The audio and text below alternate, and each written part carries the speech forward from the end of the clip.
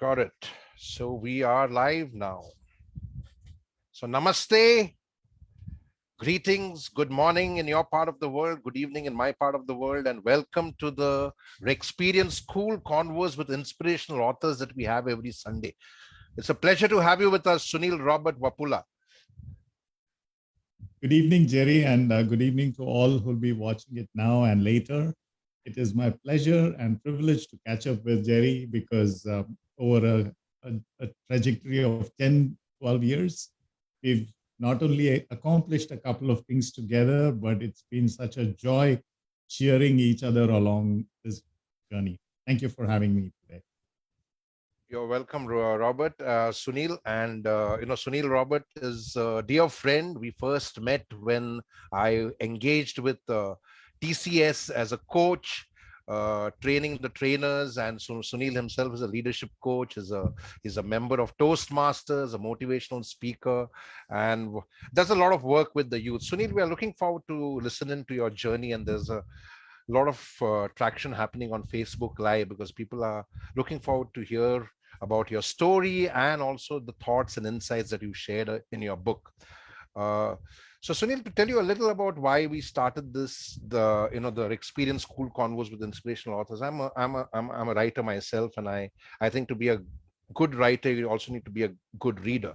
And I think reading is one of the best habits that one can give to anybody. We can give that habit to our children, to our friends, to our associates, to our colleagues, because through a book, you can actually travel the world sitting right here in your study. And I know you are an avid reader also. So we invite three types of authors, authors who write books which are in these three genres: self-help, personal development, personal transformation, books that I write, right?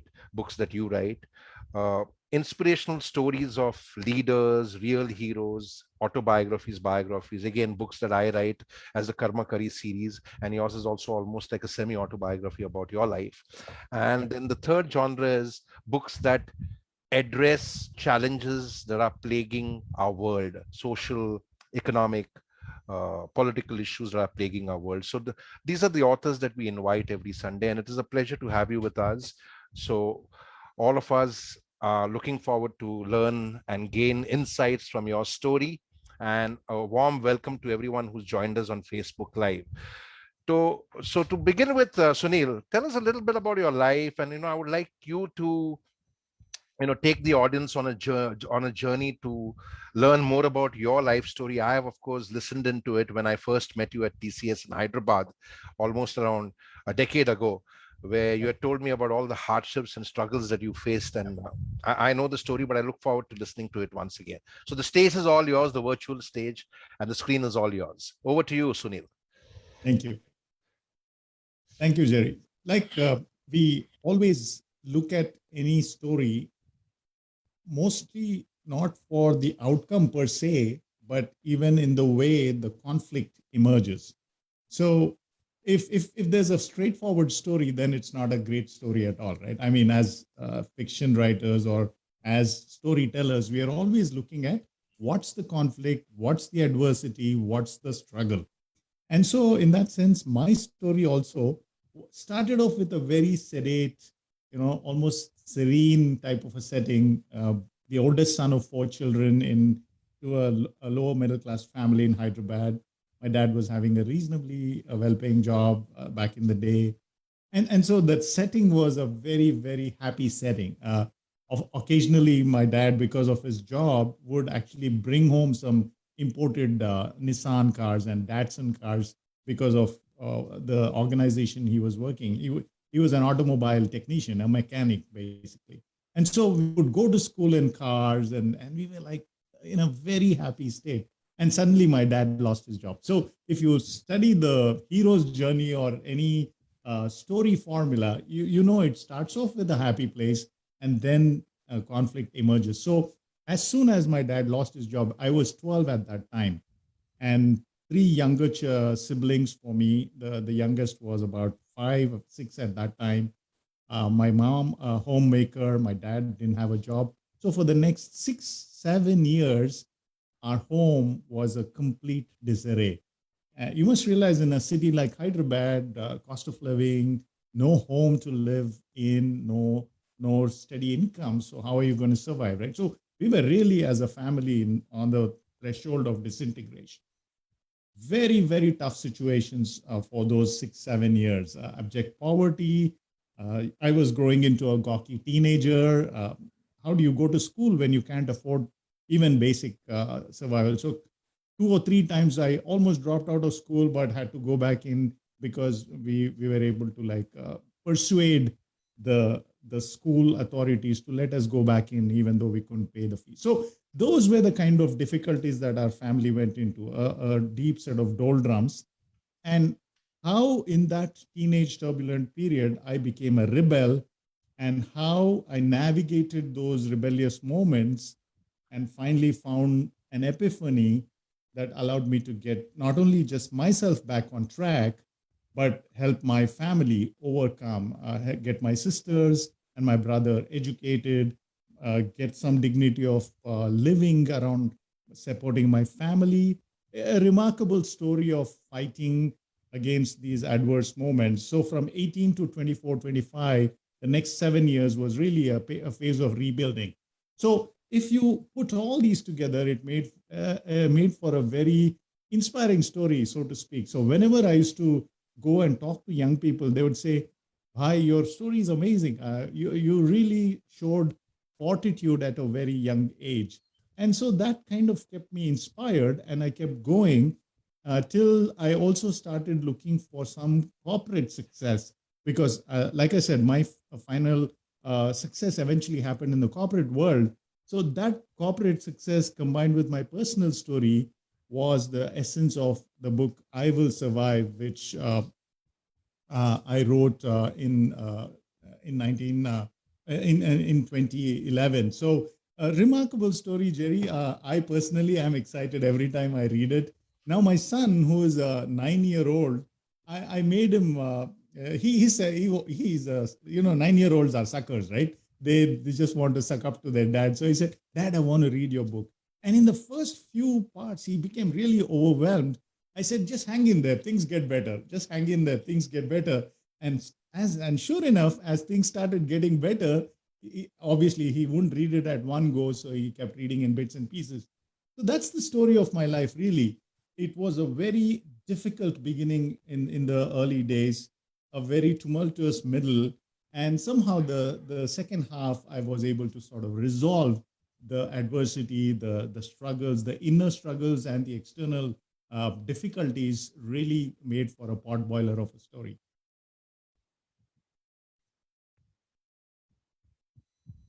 I pause here, Jerry. Any reactions? Any? No, go forward, Sunil.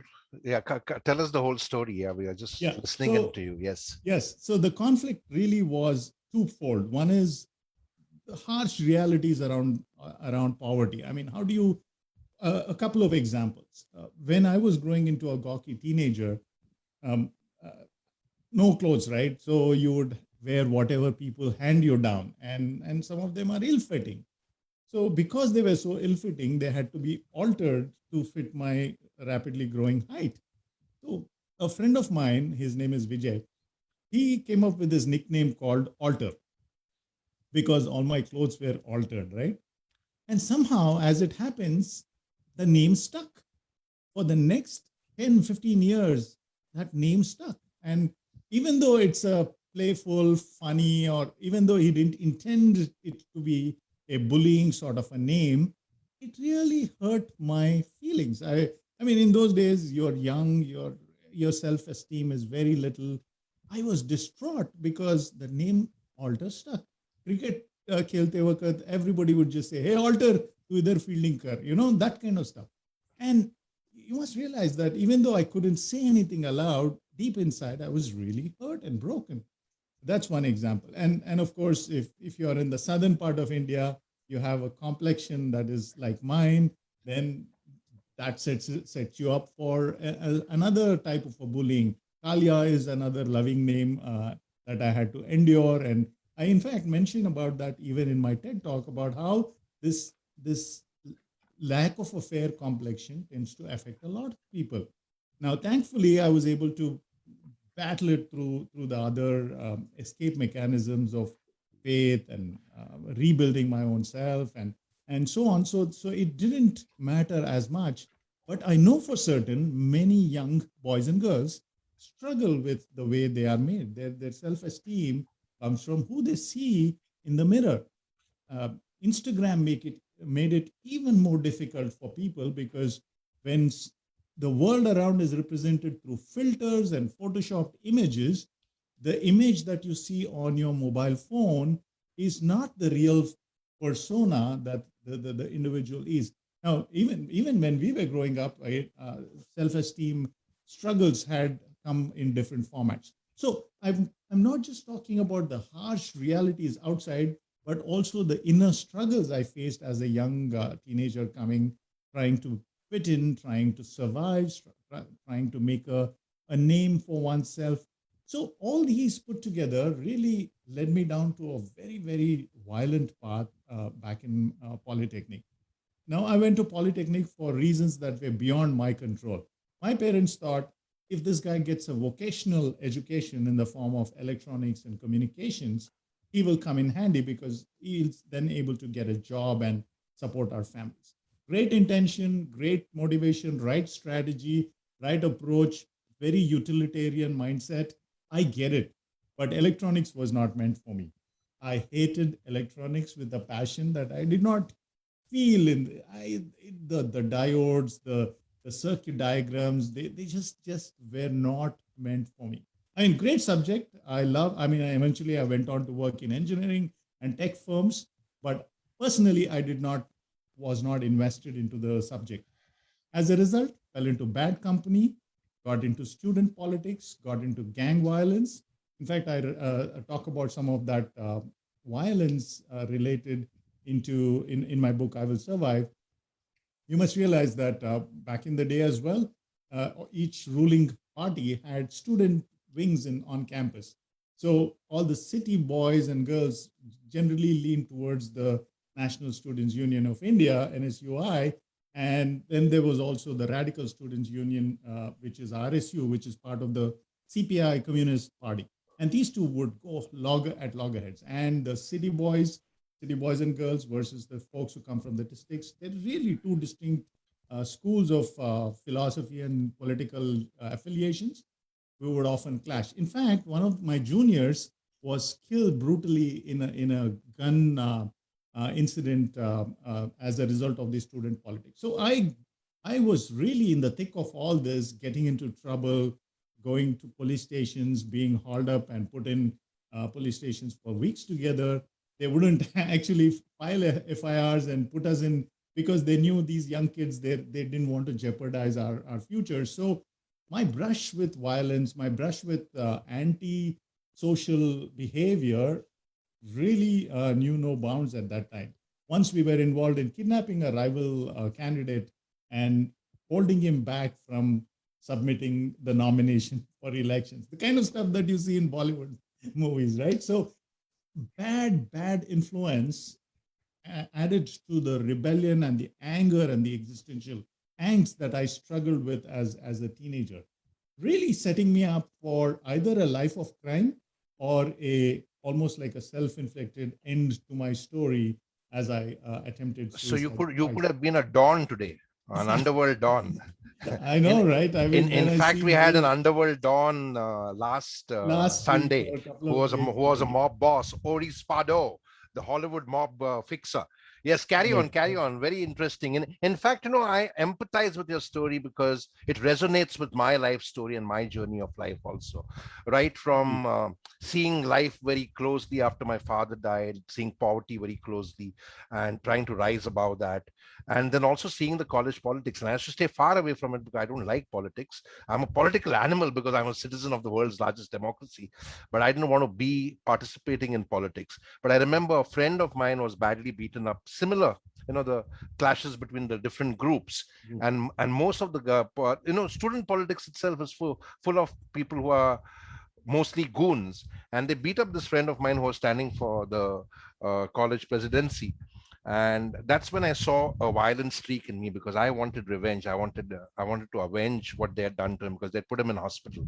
And no, no, go ahead with your story, but it resonates a lot with my story. Please No, it's go it's ahead. it's a very and in fact that's where this whole I became a student of human behavior and human understanding human behavior, because in front of my family, relatives, in the small community I lived in, that sort of a down middle class area in Hyderabad, I was a good boy. Right. Everybody thought, oh, Sunil is a very polite chap, he's very nice, hello uncle, hello auntie, all that, very oozing with courtesies and goodness and social manners.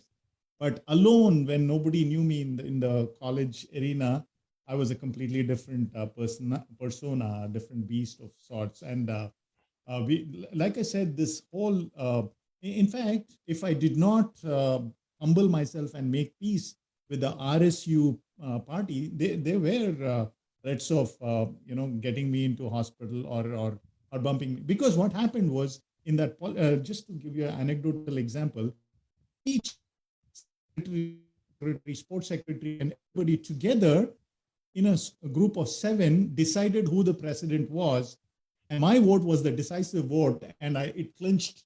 So it was 3-3, and I was the cultural secretary, and I cast the vote and helped the NSUI guys win. So it stung these RSU guys, and they, because for 1 year they will be without power in our college, which meant they were really going to take revenge on me for not voting with them or whatever. So the whole story was, if I did not make peace with them, it would not. They attacked me once, but if I didn't go and make peace through mediators, it would have become even bloody, and I would have been on the run for many months in hiding and all that Right. kind of nonsense. Right. So, Right. but this rebellion began to affect me and my family. My Everybody started saying, hey, why are you going down this path when you know you have so many responsibilities at home? Folks are looking to you to sort of rise to the occasion and help them and stuff. And that's so the all this rapid descent into violence, and even your language changes, right? I mean, if you are a goon, you won't be using all these courteous terms and "kabe sale goon," "kyun ghur ke dekh raha hai," that kind of stuff. Even when somebody looks at you, you start taking umbrage, and so your language changes. You start cursing. So I'm not proud of it. I'm humbly ashamed, and I regret that path. But that made me who I am today.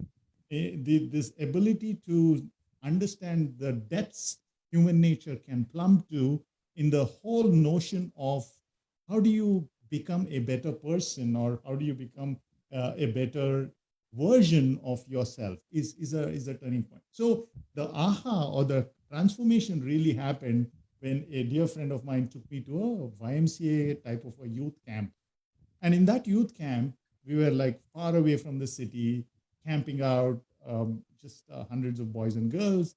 And then there was this inspirational speaker who talked about how, out of this heart, it's again, Jerry, we are all writers trying to understand what ticks and motivates people and what triggers. See, he appealed to a side of me that said, no matter how badly gone you think you might be, you're just one choice away from transformation.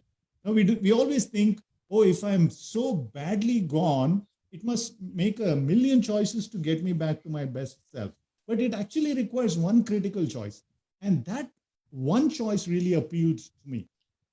And I said, if turnaround is so easy, I will turn around. And boy, it was the most pivotal decision I made in that one critical choice. That critical choice said, I'm not going to go further and be this victim, that I'm angry at my dad, I'm angry at the society around me, I'm angry for everything, I'm bitter, I'm depressed and helpless. I'll not let that story be told to me. I will restart or rescript my story to say, I will own up, I will start responsible choices. So one critical choice.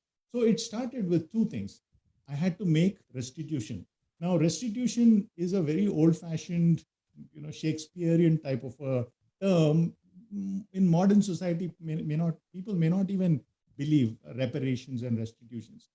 It meant I go and apologize to everyone whom I offended, both directly and indirectly. So I went to the head of electronics department in Polytechnic, where I was a student. Her name is Mrs. Anuradha Burgula. I went to her and I said, ma'am, I'm really sorry that I was very rude in all my dealings with the department in the last 3 years. That lady looked at me and said, what, is he smoking something new? You don't often hear somebody who will come while you're still a student and plead. And she said, why are you saying this? I said, listen, I went to a camp and I want to reform myself and I want to beg you forgiveness. She was very touched. Likewise, I went to a lot of other people from whom I had offended, and I said, I will mend my ways. Please forgive me. And some people thought, ये तो डरपोक है, ये तो, you know, he's a sissy, he's just giving up what's the macho image, or whatever they may have thought. But I just stuck to my path, and I said, from here on, I'm a redeemed, turned around individual. That choice really made me the set me up for failure. And I knew that success. For example, I would stop cheating during election season. In our community, we went to all the contestants who were running for MLAs, and we said, we'll campaign for you, and we took money from everybody. Not the most ethical thing to do. But and everybody was desperate because they knew that I and my friends were very, very well known in the community, and we could help them put posters, distribute flyers, and put banners in the night and that kind of stuff. So we had to stop all that. We early on decide whom we support and whom we'll rally, and just stick to them and not take money from others. Those are the kind of reparations and restorations Right. that I was. And that's very important, because that acknowledgement is the I always tell this to people, that if you really want to transform, acknowledging that you were doing something wrong and going and repenting and atoning for it is the first step towards redemption and towards transformation, right? And it's a huge step, because it's like 75% of the battle won. Yeah. In fact, in one shop where all of us cricket playing boys went and stole stuff, I went and paid back money to that shopkeeper. And that guy was very touched. He said, मुझे पता है आप बच्चे लोग सब लोग ये करके steal करते हैं, चोरी करते हैं. Obviously, because a shopkeeper knows how much stuff is filling into a bottle or a jar every morning, right? If Right. suddenly there's stuff missing from a jar, it's like a mom, right? A mom knows when their children are eating cookies without a knowledge, right? Right. But right. he saw that I particularly was a very repentant soul, and I said, this is all I can afford now. Once I'm able to afford more, I'll pay you back. But so you're absolutely right. And see, it's also applicable. The larger principle is applicable even in human relationships, even today. For example, sorry doesn't just mean that you are apologizing for the past, you're also apologizing for the present and the future. No, and I think, Sunil, what I want to share over is that seeking that forgiveness, seeking that redemption is what actually liberates you from the cages that we build of bitterness and resentment. And I think that's one great insight that I want to kind of table right now, so that the audience learns from this. And I think it's a very powerful story that you can learn from, because that's what we do. We tell stories of real heroes in our Magnificent Seven oratory, because that learning with real experiences of real stories is priceless. So go ahead. In fact, that sets me up as a wonderful segue for my from the opening incident that I write about in the book I Will Survive. Right. Where I talk about the bitterness and the anger I held against my father, and how that was the barrier for my own growth. Right. So, I'm sure you'll agree that frankly was not affecting your father as much as it was negatively impacting you, right? And that's what people don't realize, that when you tend not to forgive, you actually build that resentment and bitterness, which only negatively impacts you. It's not even hurting the other person. In fact, the other person oftentimes may not even understand. May not even be aware. May not even be aware. Not even aware. Yeah. So this very beautifully put. It's somebody said, holding on to bitterness is like holding coals in your hand, right, and expecting that the other person will burn Right. with the intensity, which won't happen. It's Very true. burning you, it's searing you, and the other person is happily in their own world, Very true. battling their own things maybe, Right. but they do not Yeah, know yeah, it's absolutely. because of your thing. So the relationship with my dad was really a most turbulent part of my family. Now, my mom was sandwiched between me as a responsible son who's now trying to take up the cudgels for the family Right. versus an aggrieved dad. And so, in Indian Sati Savitri type of roles, they will always try to be in a position where they will neither offend the father or the husband, or sort of gravitate towards you, lest you be seen as someone who's sort of pulling them And apart. that's part of our culture and nurture, because and without realizing that by not intervening, they're actually negatively impacting the children. Yes, Right. indeed.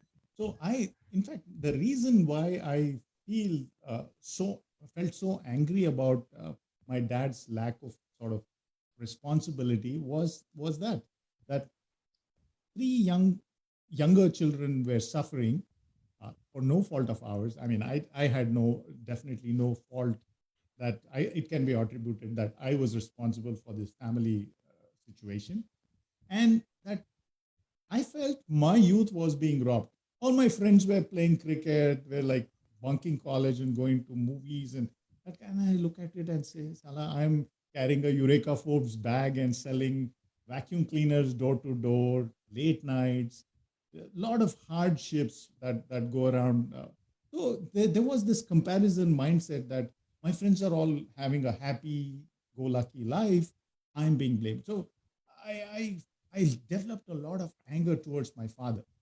But when I changed that, I talked about that YMCA camp like setting. What happened was I was able to go and seek forgiveness with everybody outside. But once I came home, there was this elephant in the room type of a situation where I was not able to have a conversation with my father. And in Indian culture, right, the dads are always the kings in the empire. They don't make any mistake. They are Right. they are like the monarchs of the house and so on. Right. So it's a bit A- of a and challenge, right? I also feel that that feudalism and that patriarchal Patriarch, mindset is what is the curse of our society, because absolutely. we need to kind of address that. And I always say India doesn't need just deep cleaning, it requires deep cleansing, because you can actually put a boy into Harvard or into the US, but it's very difficult to get that patriarchal feudal mindset out of them, right? Absolutely. And you would see Absolutely. you would So see it. I struggled, and in fact, I've become, even in my own personal life, after I became a father, when I have two boys, I tried to go to the other extreme, which may not be right either, of being this pure, friendly paradigm of parenting. Now it has its own limitations, which I'll come to in a minute. But I rejected that notion that the father can get away with anything, and therefore no accountability to the family. It's a two-way street in my view. So Right, absolutely. And accountability is always a mutual process. correct. Right. So my struggle was, how do I? So I was giving speeches. I was sharing my story of success with college kids, MBA students, young people everywhere. But what happened as a result of my lack of peace with my father, we were still a fractured family. My mother was getting crushed between the two of us. My sisters and my brother they were also rebelling because they saw me rebel at home, and it was not a happy place. So finally, this is where the turnaround happened. One day, out of frustration that this is really bothering me, I put out all my feelings on a blue inland letter. Remember, back in the 80s, we used to have these inland letters, right? I Absolutely, wrote a yes. letter and I said, Dad, this is what I feel. This is what I felt. I moved into this space of rebellion.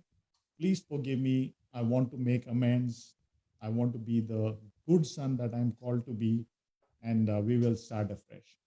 I mailed that letter to my own house.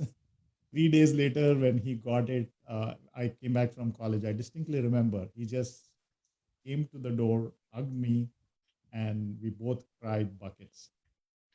And no words were said, no affirmations given, but tears have a way of cleansing a relationship. I knew for certain that that day my dad and I made peace. From then on, every possible situation we celebrated. We celebrated the good, we celebrated the bad, we celebrated the ugly.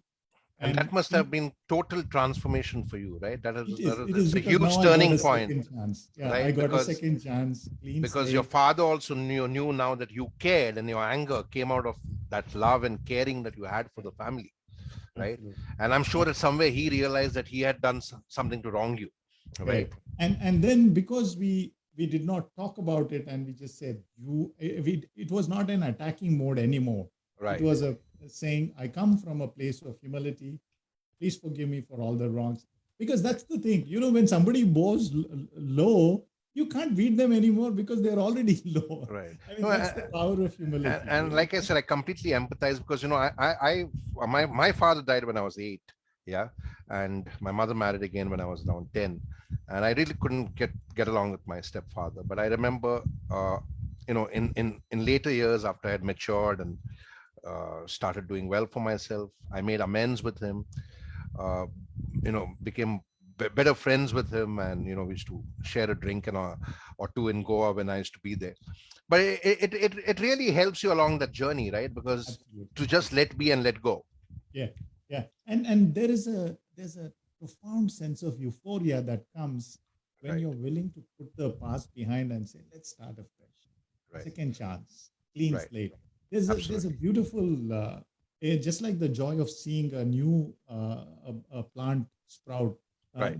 Just like you see something beautiful grow, that is the kind of space our relationship takes space. Even with children, I think it happens every time. Absolutely. Absolutely. My son and I have a sort of a bitter argument, and then we say, okay, let's reset, let's start all over again.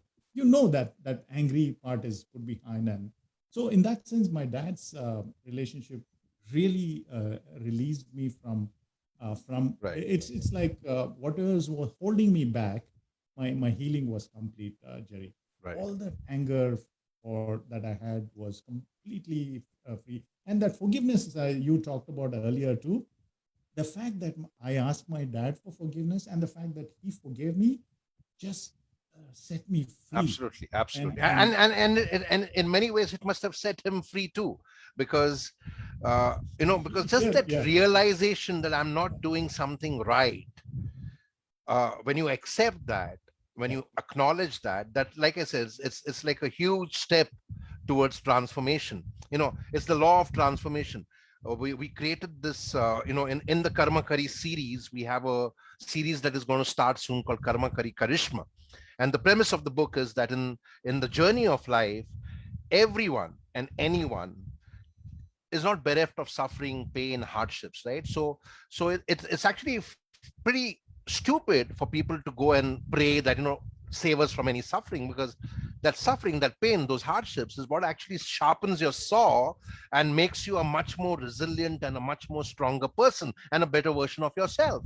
And the premise of this book and the oratory that we have called the Magnificent Seven is that in the journey of life, none of us can be free of suffering, pain. When we break in our brokenness, do we give up and break down? That's one choice. Or do we persevere with grit, resilience, persistence, and break through? And I true. think that's what defines you. You give up and break down, game over, right?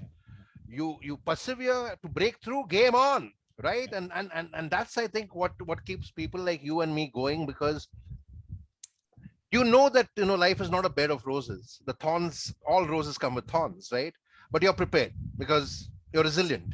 And I think that's a great learning, and I find that to be a big drawback in our society, because in our culture, most parents prepare children for they've reduced education to a career and a life of comfort and a great lifestyle and a life of luxury. And I'm like, which idiot needs to be prepared for a life of luxury and comfort? You not prepare them for adversity and pain, because that's an essential part of life. You cannot escape it. So when that pain happens, will they be able to break through, or will they break down because you not prepared them for it?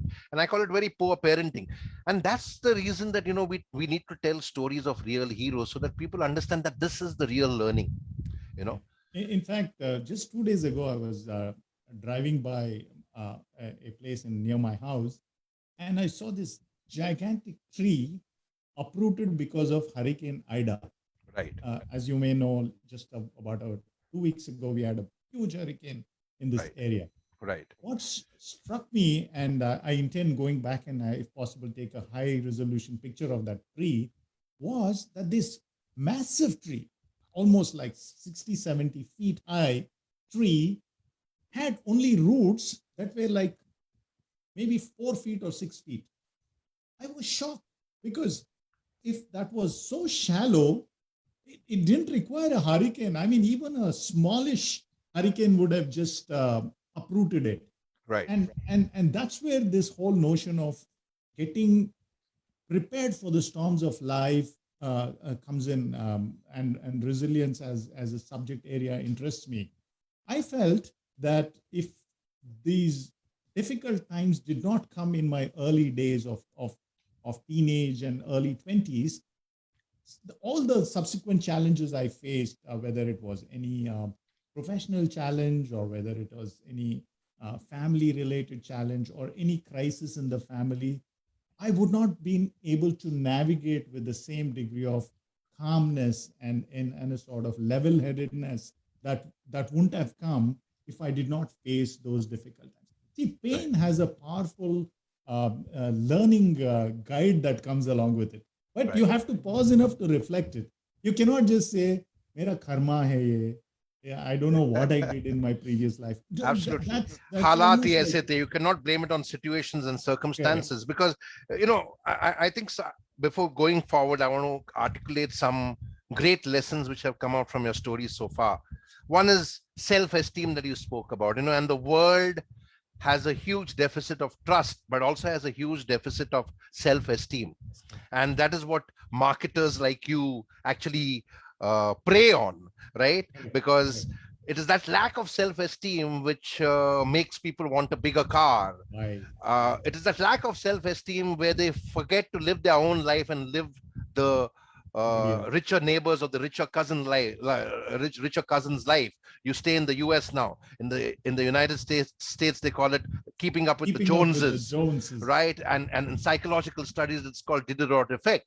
Yeah, you sold Eureka Forbes machines, and I used to train the Eureka Forbes guys, because our agency, which I started when I was 17 years old, used to undertake the direct marketing training for the Eureka Forbes salespeople who used to join as rookies. And one of the things that we used to teach them to play on when they're talking to the Here. homemakers is that, ma'am, your neighbor already has the machine, right? and that would pique her interest, right? And then when you find the right person who's interested in your product, then you go and leave the bag with them in the evening, saying it's too heavy for me to carry home, and invariably they would use it, the puppy dog treatment, as it is called in selling. But today the self-esteem deficit is so huge that people are not feeling good about themselves. And and that's the reason they're always looking for validation. You spoke about Instagram and Facebook, right? Even while they're on vacation, which mostly they're now taking foreign vacations with EMIs, you would see that they, instead of enjoying their time with their kids, they're taking pictures and posting it on Facebook or Instagram, right? And they're always looking for validation from outside without realizing it's called self-esteem, which means you need to be validated from within. And it's so directly connected to what you spoke about. You say you use the word persona, and persona is a Latin word which is used in psychological studies, and it means mask. And because of this lack of self-esteem, people are wearing different masks all the time.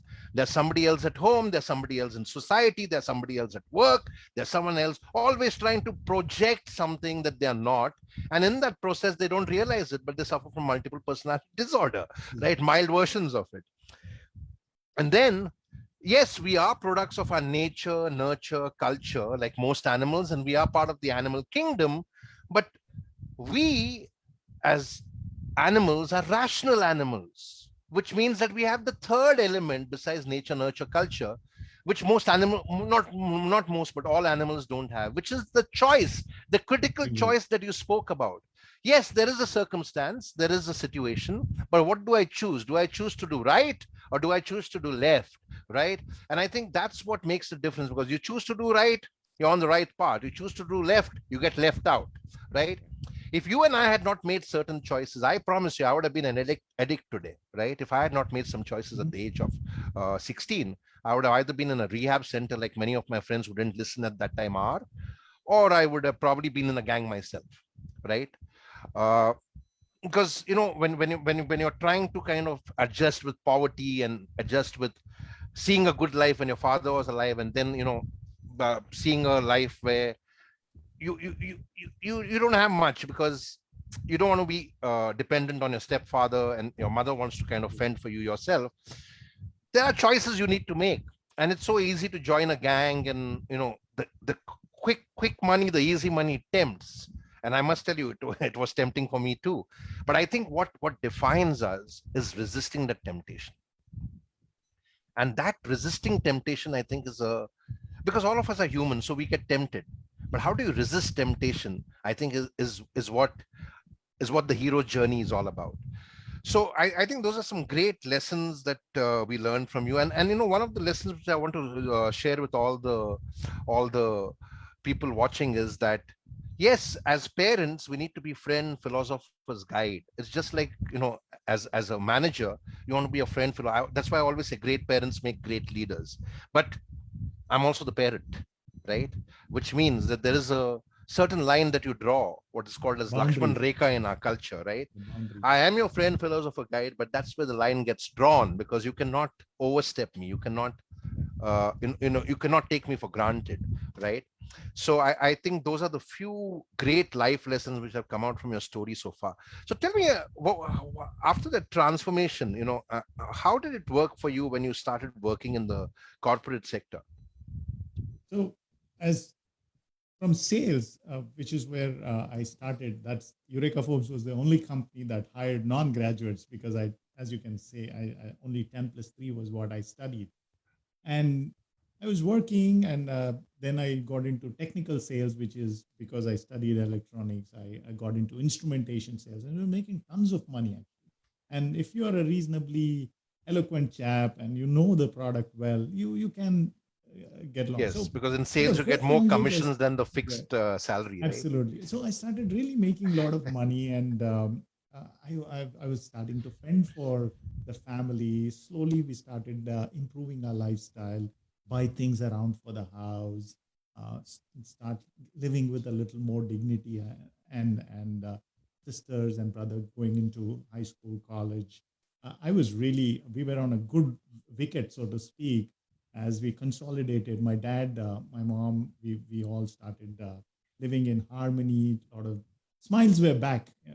Right. But what was missing was that my sister was younger to me, was getting into masters, and in India, we even at our in our family, we are respected by the number of degrees you have and the Right. number of postgraduate. So my sister, the moment she got into you MSc, you you need to have that graduation photograph stuck somewhere on your wall. stuck somewhere. And I mean, and you must realize for somebody who's a family with no graduates, my sister getting into masters and getting through was the big point of my life. And I, as her mentor, somewhat who was like funding her education and stuff, for me it was a matter of great pride. But there was one side of me that started feeling a vacuum key. Allah, mera to वाट लग गया. I'm only 10 plus 3, right? Yeah, our Right. country is a country that never Oh, respected vocational education as much right. as it Right. respected a master's degree or something. Yeah, because Around because that's akin to labor, right? We have no dignity correct, of labor or dignity hands, the for work of vocational your education. hands, Yes, yeah. correct, right. So and sales and marketing are even, in fact, in some apartment complexes in Hyderabad, they'll say salesmen and marketers not allowed. right? Right. So I mean, Li- that's the level of your dogs in English not dog, allowed. Sorry, dogs and Indians not allowed. not Right. allowed. It's Right. crazy. And in Eureka Forbes, they even teach you how when homeowners let out their dogs on you, how you carry dog biscuits and Right, you right. go I to know, the I know, I dogs. know. All the So tricks of the trade, which is to be taught in the training programs, how to so make so the woman pick up the child and show her the kind of dirt that. that they were sitting on and stuff, right? Yes, yes. My desire to sort of either get better I started realizing that my sister was getting a lot more love and respect than somebody like me, who, even though I was making tons of money. So that Right, started triggering in me a love for education again. right. But again, I can't quit my job full time, right? It's either you full time track or so I. The only option for me was to study in Ambedkar Open University, Hmm. which meant that I enroll as a extension student or a distant education student. So for Right. 3 years, I let the exams come and go, and finally I wrote the exams. And it's very interesting how private companies treat their employees. And in fact, even during COVID, I heard that many of these companies treated their employees very badly, and that's a complete topic in itself. And more than treating just the employees badly, they treated the labor disgustingly. Yeah, yeah. And In fact, not just government, because I mean, in India we have a completely irresponsible, mindless, nonsensical government under the Modi regime. But not just government, not just industry, individuals who stay in apartments that cost millions of dollars, fired would their car cleaners in the first week because the car cleaners couldn't enter the housing complexes. now, How much yeah. do you pay the car cleaner? $1,000, Mhm. right? So and this happened not just in India. This happened in New York, this happened in New Jersey, this happened in London. If you just do a Google search, I wrote a very hard piece for a college journal, and I poured my heart out, and a 2,000 word piece became a 5,000 word piece. And they said we don't have the heart to Stop it. edit anything because it's also true what you've written. It was about this migrant labor. So I'm Yeah. completely with you that industry needs to learn to treat their employees and workers better. Yeah. So, for example, during that final year when I wanted to write my BA, history, political administration, and political science, public administration and political science, what happened was I asked the boss to give me permission to write the exam, and it was spread over 3 weeks. I said, I'll take a few days in these particular. So I showed him the calendar. He said, are you crazy? You're in sales. If you take so many days off, what happens to the targets that month? And he said, you might as well quit and go. So I can't quit and go because my family depends on my job. So I can't quit. So, and getting a job immediately those days was going to be a tough challenge. I mean, anytime it's a tough challenge, but even more so in those days of scarcity. So each morning, each morning I would leave the home at about 6 or 7 on my small TVS 50 those days, go to industrial areas far away out in the outskirts of the city, sell all my products till about 1 o'clock. At around 1 o'clock, get back into the city to write the exam. Between 2 to 5, write the exam, and at around 5:30, just finish, go back to the office and file the reports or whatever. So that way, I wrote my bachelor's. I prepared for an MBA exam, and I got into an MBA program. It was around this time I also fell in love with a young lady, Vuppula, who's now my wife, and she also was inspirational in the way. I mean, many friends supported me with material, classmates who come along and give you their photocopies of notes that they make and all that. But it was Prafula who said, you know what, you are cut out for great stuff. You should try and pursue education because when these two come together, there will be magic. And so I did. I finished my MBA like that part time. And MBA was another story. The principal of that college said, look, there are many deserving candidates on the wait list. If you can't come to class, then drop out. We'll just give somebody more Right. deserving, and you are unnecessarily holding up a seat. Then again, I had to tell them my sad story and say, look, I can't quit my job full time because that's the Right. primary source of And I livelihoods for completely us. empathize with that, yeah, because Yeah. it's a similar story with me. So Sunil, I mean, uh, uh, uh, you've gone through this entire journey. You've seen, like, it's like almost a roller coaster journey. You've seen the ups, you've seen the downs, you've seen steep falls, you've seen the rise, right? And your book is also called Bound to Rise, right? So what inspired you? My inspiration for writing books was that I wanted to tell, especially the youngsters and the students, that the movie stars and sports stars that you kind of celebrate and rejoice are not the real heroes, right? They are screen heroes. They're real heroes. And that's why you need to know true stories of real heroes, some of them who have never gone to school or college, some of them who are laborers and who are yet making a huge difference in our society. And I always find it, uh, I always say that we are not just the world's largest democracy, but we're also the world's largest hypocrisy. So even if you see a Vijay Mallya today, you will stand and take a selfie with him. He's a crook. He's a thief. He's a robber. What are you taking selfies with him for? But we won't respect that municipal worker who's keeping our city clean, right? Uh, you know, all over the world, they're still celebrating Fortune 100 influential lists and 100 most powerful. I'm trying to figure out, how the hell are you powerful and influential when you're sitting at home powerlessly, only doing Zoom calls, right? And running profit and loss accounts, while it's the truck drivers, it's the grocers, it's that entire supply chain of frontline workers who work there risking their lives, and they are the powerful ones, not you, right? Just because you come in a Time magazine or a Fortune magazine, you're not powerful. You're actually very powerless, right? And I always say this, that you remove the billionaires and the celebrities and the so-called movie heroes from the equation, the world won't collapse. You remove the migrant laborers, you remove the labor class from the Essential work. equation, your economy and your world will collapse. We're already at a broken down state of economy as far as India is concerned. So that's what inspired me, because I said I need to be a historian for all these real unsung heroes who never get their time in the sun, that their place in the sun. And that's what we do. We write stories of real heroes. Some of them are eminent, some of them are popular and better known, but many of them are people who've come from very unserved and underserved communities. And then a little before the lockdown, we started Karma Kari Kid Power, of stories of kids from very unserved backgrounds who are giving in a huge way to society already, right? Who are giving back in a huge way to society, while our kids feel that they're entitled to great jobs and great cars, etc. So the idea was to tell our kids that, hey, can you even do what these kids are doing? So what good is your education? So tell me, what is your inspiration, to write I Will Survive? And the tagline is comeback stories of a corporate warrior. So I would like you to discuss I Will Survive first, because that's your first book. And then what do you mean by radical ideas for the new corporate world in your second book?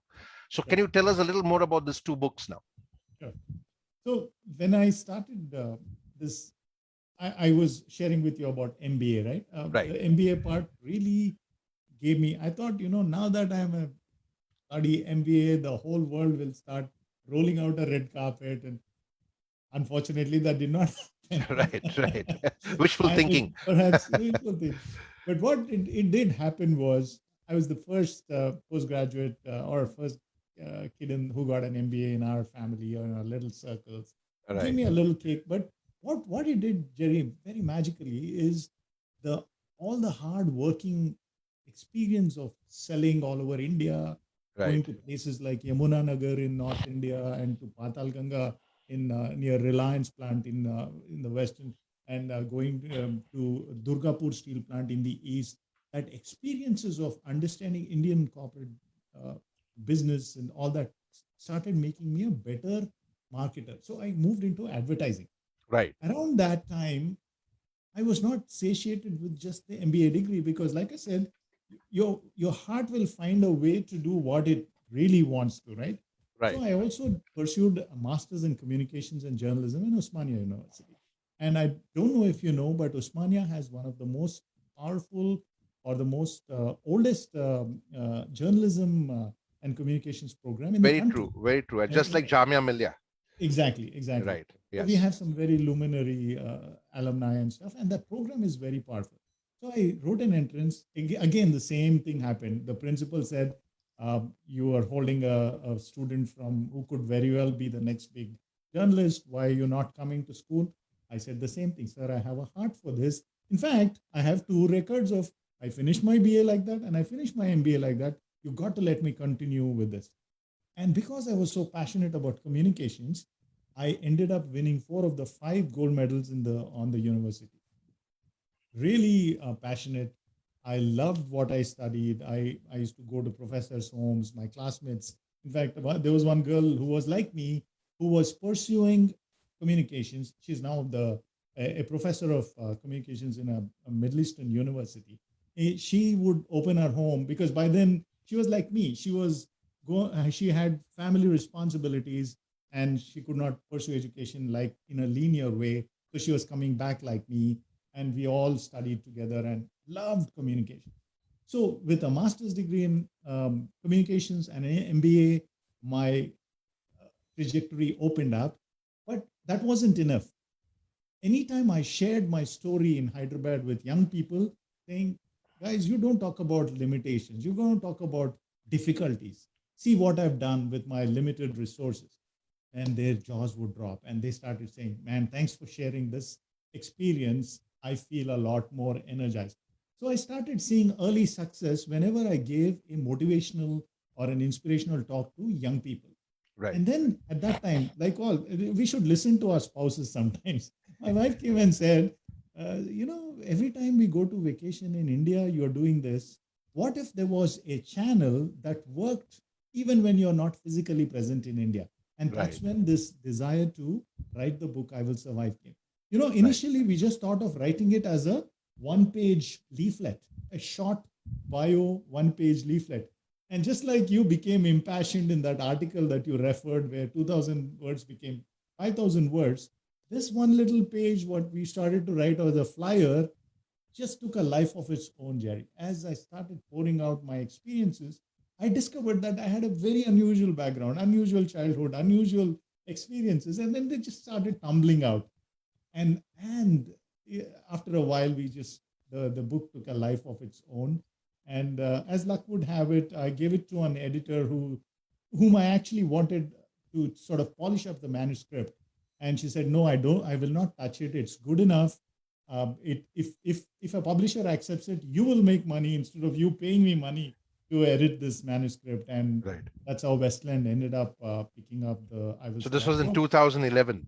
Correct. And to answer your question, it was that little momentum that I got from young people who resonated with my story, and they said, man, this story needs to be told. And the rest, as this is history. Even when we spoke, you gave me a platform in the Rex Karmaveer Fellowship. The story was well received.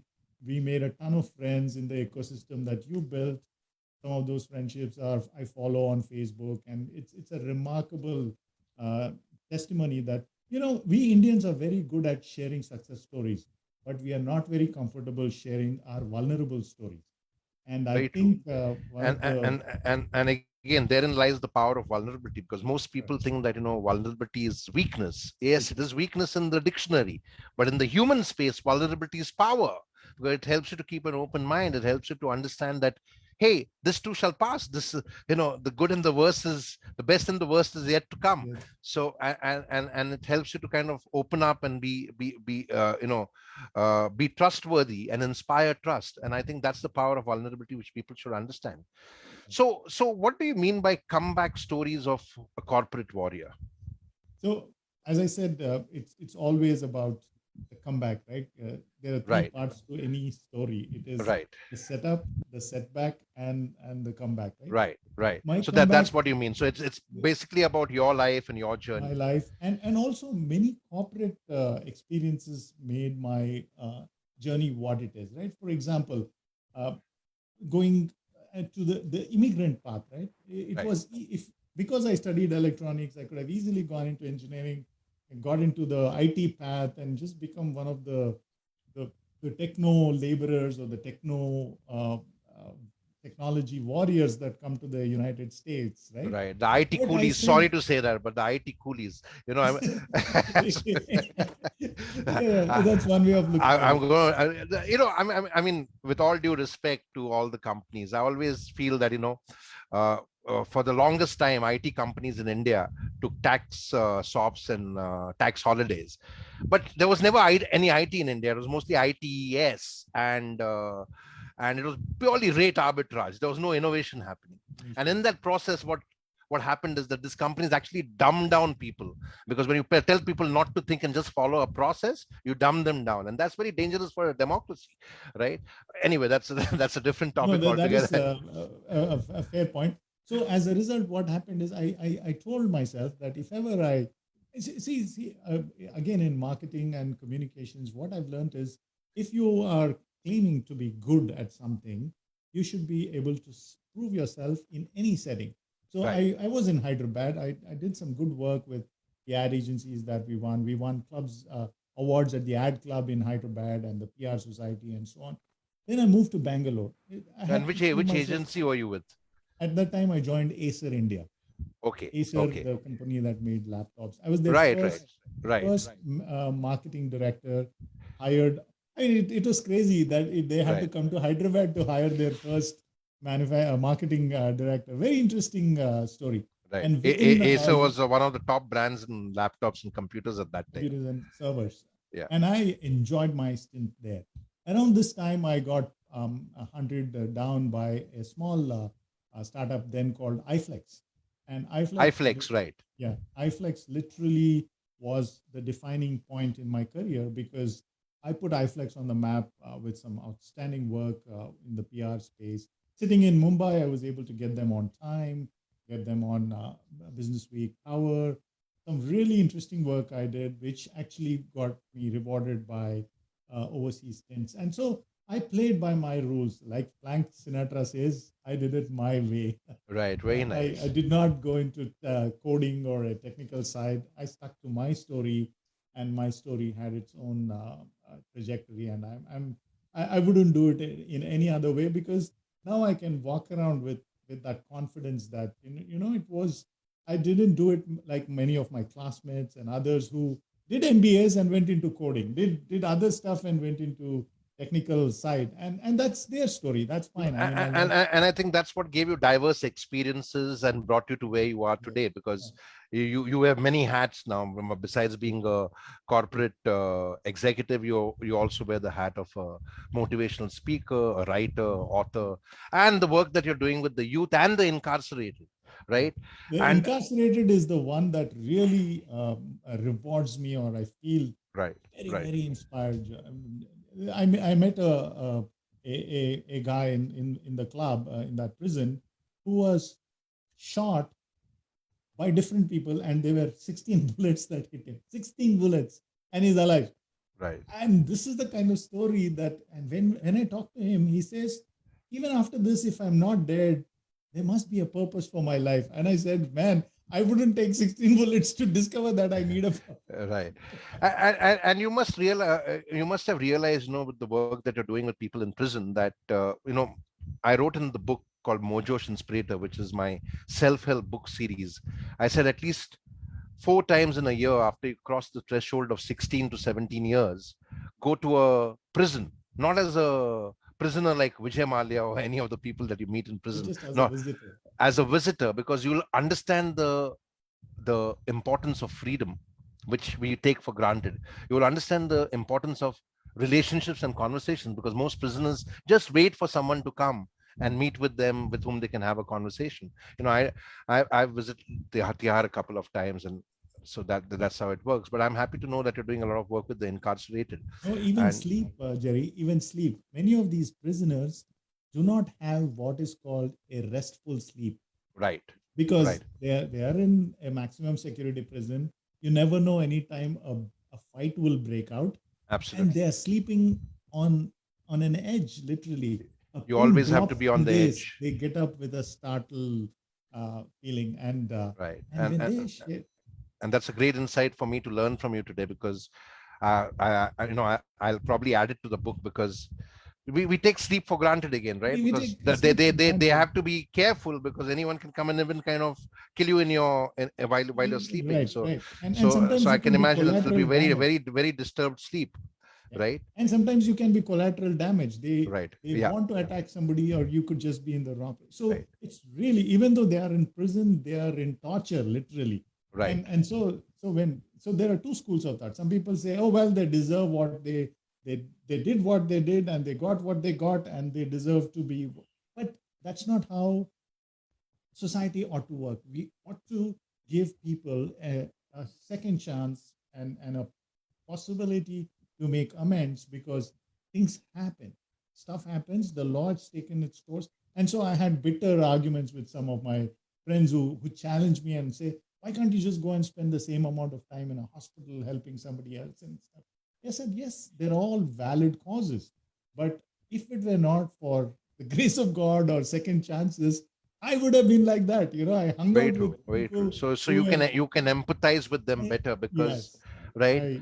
I, I mean, most crimes are, you know, poor impulse, choices that people on an made, impulse, yeah, on right? an impulse, yeah. And you can't And then, just hold them all as bad people. It's just that, you know, they made poor choices in that yeah. situation, right? No, They even could not resist that temptation, or maybe, yeah. correct, But correct. of course, then So and as a society will always be very damning towards the there's unserved and the a underserved, stigma, there is an while anathema. while the Madoffs of the world and the Malias of the world can get away with murder and get away with scamming billions of rupees, right? You know about Bernie Madoff, Correct. and that's why I believe in karma, because what goes around comes around. You can see what happened with his two sons. One died of cancer, one committed suicide. And Bernie Madoff, one of the biggest Ponzi schemes ever to be done in the US and around the world. So tell me about the Bound to Rise book. Would you like to read a couple of paragraphs from this book so that Sure. people So get to know what are those radical ideas for the new corporate world that you're talking about? sure. And please I'll do show us your book again, yeah, so that we can Yes. see So this. I will share a couple of thoughts from this book, and Yes, I'll keep it brief, yeah. so Please, please you read can through be it. Yeah, the and stage is be all yours more. again. Yes.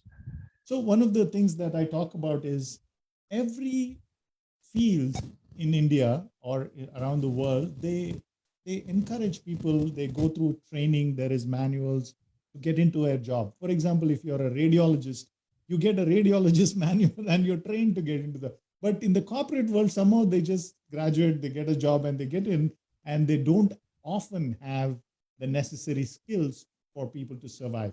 And sometimes I feel corporate world is skewed towards a certain type of people. For example, if you're gregarious, outgoing, friendly, a slick talker, then you are likely to have a higher chance of success, as opposed to a more industrious but less a more soft-spoken person, less glib, less articulate. Then you can already see that the corporate structures, the systems, and the dynamics are skewed towards those. So I thought, anytime a young person is entering the corporate world, this book Bound to Rise might be of relevance to them, and it got some great endorsements and so on. But one of the things that I talk about is the fundamental paradigm about how this corporate journey is not a sprint but a marathon. And again, Right. the marathon came because of the love I have for running and the races, which I continue to do in my sports, and a love for sports. So I pick up in chapter 2, where I talk about from racing to reinventing. What brought you here won't get you to the next station. That's the that. So for example, I talk about how we need to constantly be thinking in terms of a marathon journey, because in a marathon you are never running very fast to hit the within 10 seconds you finish the 100 meters, or if you're like Usain Bolt. But the point is, you brace yourself for a series of seasons, of a series of years. One bad year, one bad appraisal, you're not all depressed and saying, "Oh, I am, I'll, I'll need to go and see a shrink." Or you don't set your expectations so high that in one particular season that your expectations are not met, you set yourself. So I talk about how you need to be pacing yourself for the long haul, from racing to pacing. That's the paradigm I offer. So, for example, here I say, like the men in Plato's allegory, most people dread any change, big or small. But the marathon runners' tried and tested strategies will help you reinvent yourself pretty painlessly to meet the world on your terms. So get set to welcome the unexpected and embrace the new you. And then I go on to talk about why you should reinvent yourself. Whether you look at a sports superstar in the world of sport or even the most ruthless of all industries, the entertainment industry, those who are constantly reinventing themselves are the ones who are most successful. Yesterday, today, tomorrow, the time is always right for this. The biggest tragedy in the world is the tragedy of a wasted life, and the saddest last words are, if only.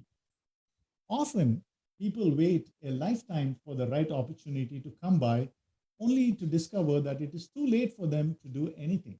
It is by far, it's better by far to take a shot at every opportunity that comes your way and make the best of it. You might fail at times, but you would not have allowed something with the potential to transform your life slip away unheeded. So that's about how to reinvent yourself in different connotations. So I'll pause here and see if you have any reactions. No, great, great. And I completely agree with you that, it's about sustainability. It's not about quick fixes, which is what we teach in our leadership coaching also, that there are no shortcuts to any place worth going. So it's a long haul.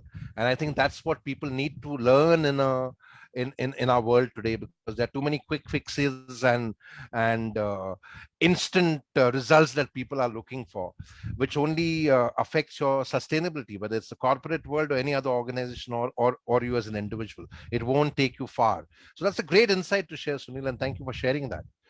No, in fact, the marathon is a very compelling metaphor that I've embraced in my own life in the last Right. 10, 12 years. Because what people see is all the joy that we see when we put the medal on Facebook or on Instagram and stuff, and 100 people love it and say, yeah, you're an inspiration. But what most people don't see is the 4 months of hard training Absolutely, that absolutely, preceded it. absolutely. And I think So that's that the reason I'm telling you that, we should, in the Karma Kari series, do a book of marathon heroes. And who better to write it along with than you, because you're a road runner and a marathoner yourself. And I can't say I run marathons, but I yeah, don't. you're a Yeah. fit man, and you know a thing or two about fitness as well. So So I do excellent. my walks religiously, and I don't run much on the roads, because I read somewhere that, it impacts your nerves. Yeah. uh, so I do brisk walking, but we should as discussed, start putting that book together, so Sure. that we can share a lot of life lessons along with the marathoner stories, because that's what the Karma Kari book series is all about. Every story has life, leadership, and learning to learn lessons. So to conclude, Sunil, if you wanted to share some brilliant insights with all the people in the audience who are watching, what would those three big life lessons be that you would want to share with them? I don't know if they'll be brilliant or if they'll be They're always brilliant coming informative, from you. but I'll Yes. I'll share that one thing I found, and this is something that I'm even teaching my son who's now entering adulthood is work on your character. Success will take care of itself. That's a it's easier said than done, because once you start investing in the character portion of your life, then skills, gifts, talents, and its manifestation in its external self really takes care of itself. For example, if I am not at peace where I am in my season of life, I'll give you the most recent example of how to cope with disappointments. On October 10th, there's a Chicago Marathon in about 3-4 weeks from now, actually.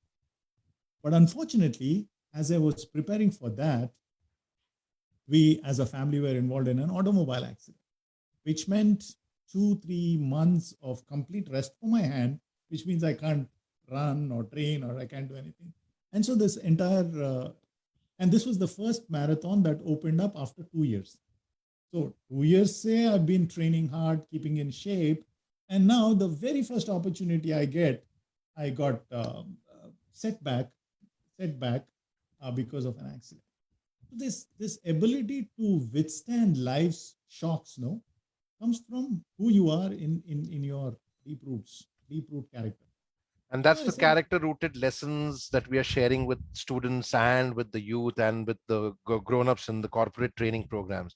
And what research shows you, Sunil, is that it's not your competence or your skills or your talent or your degree or percentage that takes you places and beyond. What takes you places and beyond is your character, indeed, that indeed. discipline, that devotion, that dedication, right? And most parents don't understand this because we just mindlessly chase a number called a percentage or a fancy degree Percentage, from an rank. expensive Yeah. education, right? So thank you for sharing that, completely in sync with my thoughts, and that's why I said that they're brilliant insights even before listening to them. The So, second so, one. so that's the first one. The second one is invest for the long haul. What do I mean by that? The skills that you're building, that you need to do it on a timely basis, on periodic basis. For example, I personally don't rest on my laurels, or I don't often look back at stuff that I've done like 3-4 years ago and take immense pride in them. I do. I mean, from time to time, you say I've come a long way. There is self gratification there, but I like laurels. The word laurels came from actually a floral or a gardening term where you weave a crown made out of a wreath like thing, and they fade. Laurels fade. But what matters is the discipline and the dedication that you put to earn those laurels. They're always with you, and you continue to use that to constantly invest in yourself, and you keep going for the long haul. So this year, for example, since the COVID in 2021, I pursued coaching. I applied for an ICF coaching program, and I'm helping. So this certification, Please yeah, do it share your gives me a notes with me. structured, it gives me a structured framework. But the skills and the sensitivity and the empathy and all that has been growing over a period of time. So you start putting a filter, a framework on top of what you've already been doing, and it gives you the license, the credibility. Now that if I say I'm an ICF certified coach, people are a lot more likely to pay attention to you as opposed to the quack or the freelancer that I was before. So in that sense, my experience is now talked by a pedigree, and people are likely to just so I'm helping people. Obviously, because I have a day job, I can't take money, but I'm just doing the good Samaritan type of Very coaching, just nice. helping people and Right. being their coach. So invest yourself for the long haul is the second one. No, and I think that's a great insight again, because how do you continuously improve, rejuvenate, reimagine, and recreate yourself, right?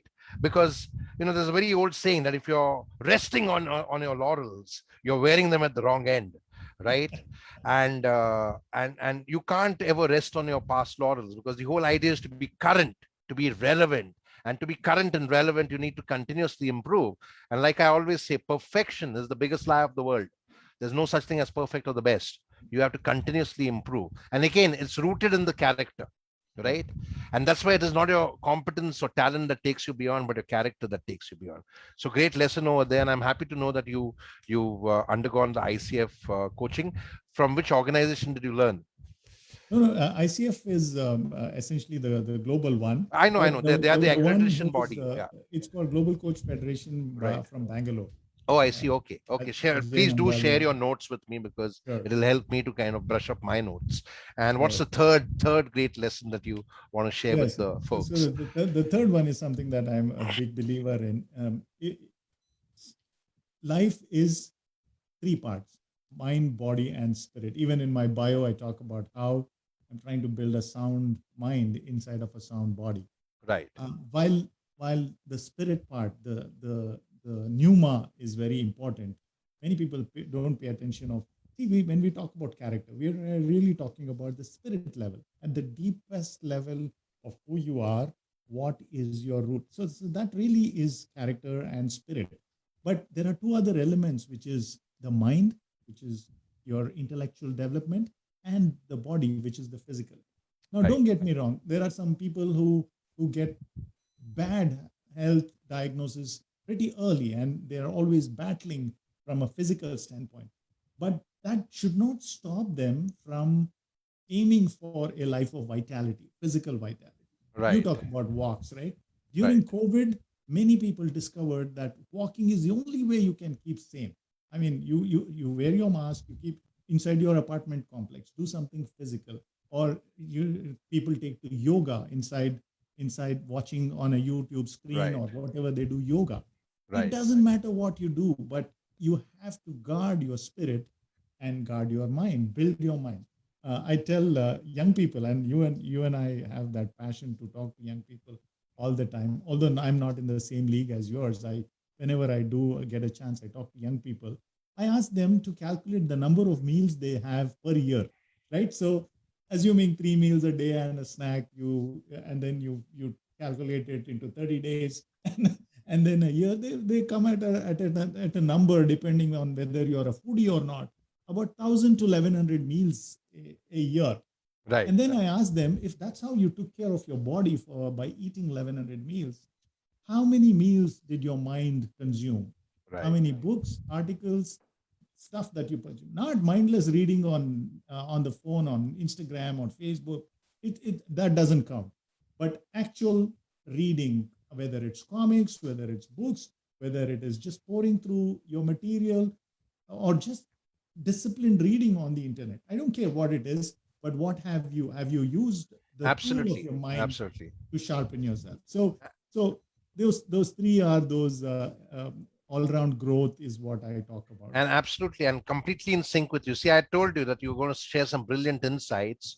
That's what we covered in the Mojo Inspirator book: life, leadership, and learning to learn lessons. What you just spoke about is learning to learn.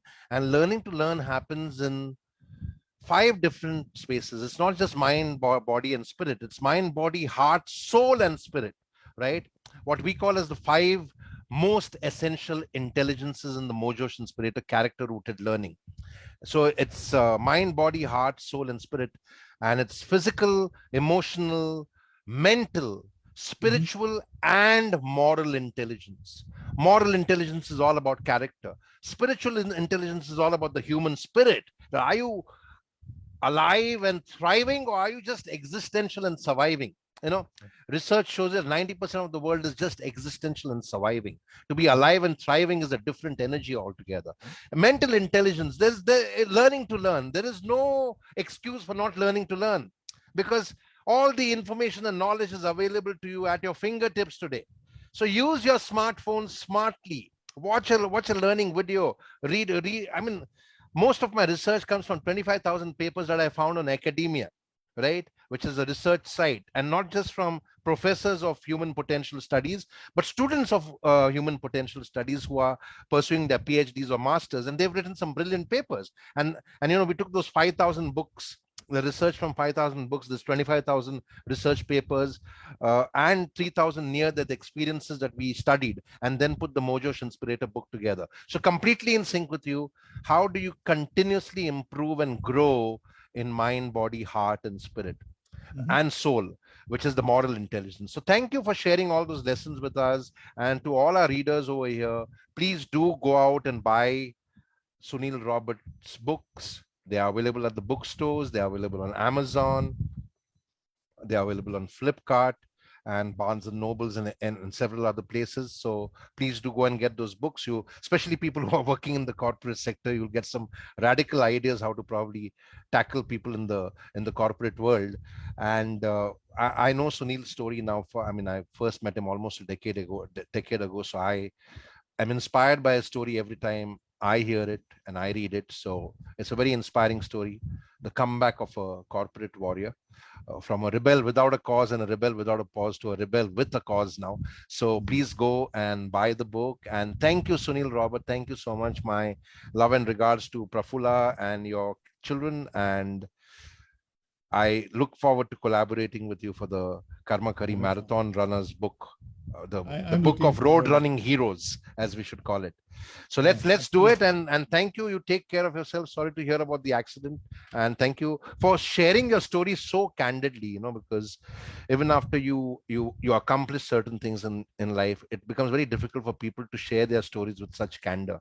And I think that candor is what makes that story even more inspirational and completely loaded with life, leadership, and learning to learn lessons. So thank you, Sunil. Thank Namaste you. once again. You Thank you have a for everything great, you're great doing. day. Thank you for everything you and your community of core leaders that are changing the world. Thank you. Thank you. Jerry, it is my That's all we privilege can to do, have you. right? That's our circle of influence, and it keeps growing. And the next step is, of course, to start a Rotary or a Lions like citywide chapters. And we hope that you will be our champion in New Jersey and the New US. Jersey and New York Yeah. City. All right. Thank you, Okay, Jerry. Sunil, take care. Thanks a lot. Thank you, Thank you. and my love and regards to the family. And thank you, Bye. everyone, for joining us on Facebook Live and listening. And thank you so much. Good night to all of you, and you have a great day, Sunil. Take care. Bye bye. Thank you. See you. Bye bye.